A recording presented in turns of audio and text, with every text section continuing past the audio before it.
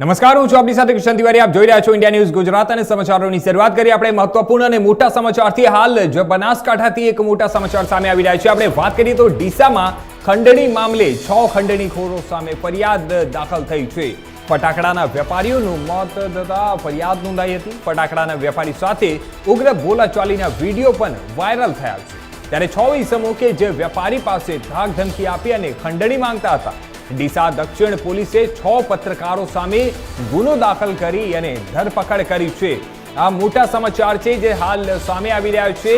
બનાસકાંઠાથી આપણે જણાવી દઈએ કે આ જે ખંડણીખોર છે તે લોકોના વિરોધમાં ફરિયાદ દાખલ થઈ છે. ફટાકડાના વેપારીનું મોત થતા ફરિયાદ નોંધવામાં આવી છે અને જે તમામ જે આરોપીઓ છે તે લોકોની ધરપકડ પણ કરાઈ છે. ફટાકડાના વેપારી સાથે ઉગ્ર બોલાચાલીના વિડીયો પણ વાયરલ થયા છે.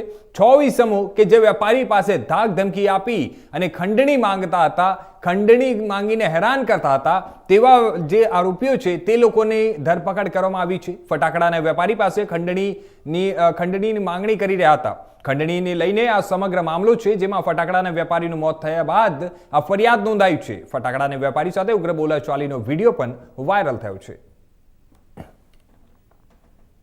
હવે સમાચારોમાં આપણે આગળ વાત કરીએ મહેસાણાની. તો આજરોજ કાળી ચૌદસના શુભ દિવસે મહેસાણા